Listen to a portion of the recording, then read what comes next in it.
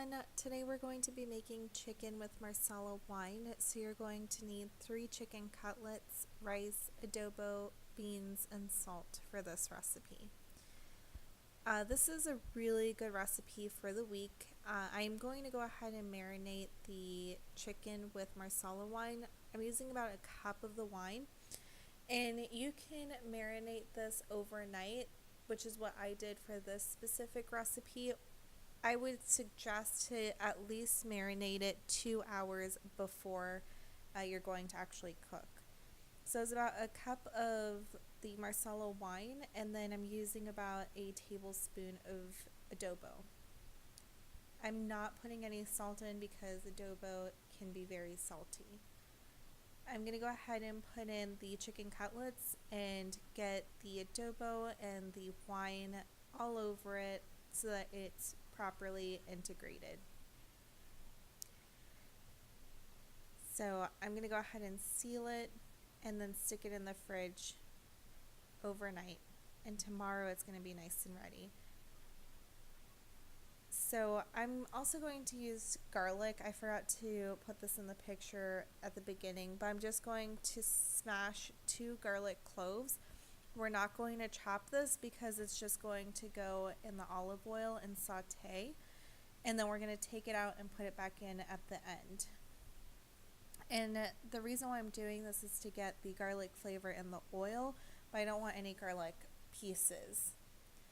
So I'm using a plastic cutting board and lining it with aluminum foil and paper towels, and I'm going to dry the chicken.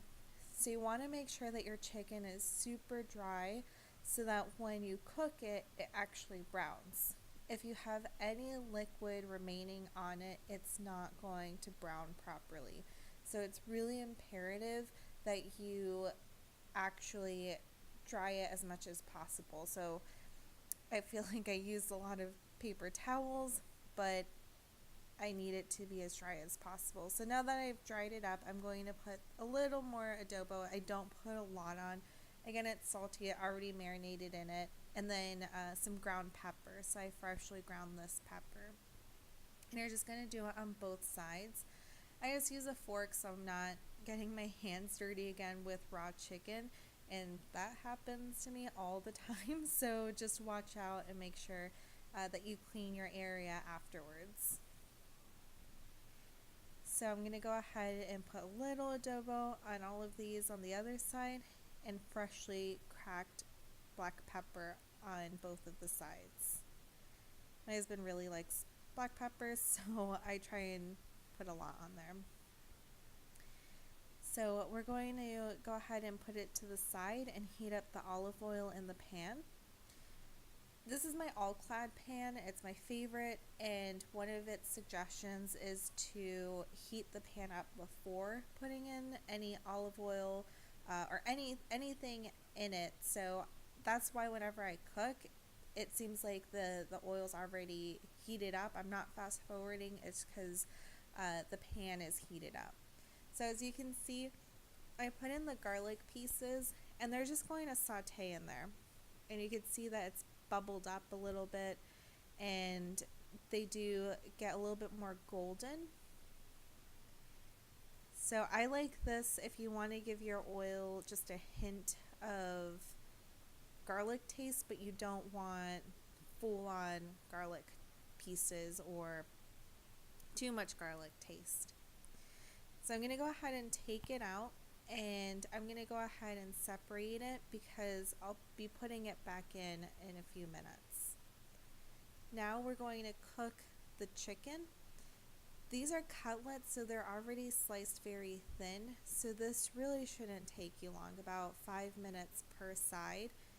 I have my stove on about medium high, so these got brown very quickly, which is great for me because during the week I want something that I can just quickly cook and not have to stand over the stove. In the back, I have the beans. I use canned beans because it's easier, but I will put up a video on how to make beans with a pressure cooker because that's my favorite way to do it. So as you can see, I've already cooked the chicken through. I'm going to put a little bit of the marinade in it and the garlic back in, and we're going to cover it and cook it for about 10 minutes on, I would say maybe like a 4, so like medium low. That way the marinade cooks through. So I'm going to show you to make rice, and I've washed my rice. I put olive oil in the pan, and now I'm going to stir the rice. I cook the rice in olive oil for 5 minutes. I'm looking for a grainy texture. I'm only using a little bit of salt because, like I said, the adobo is salty and the beans can be pretty salty as well sometimes, so I don't want to over season anything. This is hot water with a Maggi cube.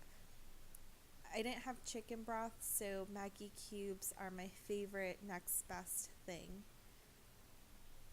We're going to bring this to a boil. Oh, here's the Maggi cubes.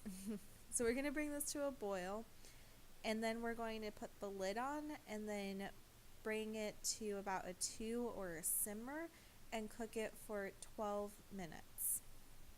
My husband puts a little thing on the hole so the water doesn't, it doesn't evaporate too much. So while that's cooking, I'm finishing up the meat. So you can see that the marinade has cooked down and we have a nice little glaze going on here. So I'm going to thicken up the sauce, and to do that I use a teaspoon of cornstarch mixed with water. And I'll just stir that in, and it thickens it nicely and combines everything so it's not separated. So I already put some in, that's why you can see that's getting a little thicker, and then the more you add, the thicker it gets. So it really depends on the consistency that you want for your sauce. But after this, it cooks for another 2 to 3 minutes and you're all set. So you have your rice that's ready, your beans take about 5 minutes, and then your meat is done and you're ready to serve it. I do taste the salt though to make sure that it doesn't need anything, and then I did add some dried parsley on top.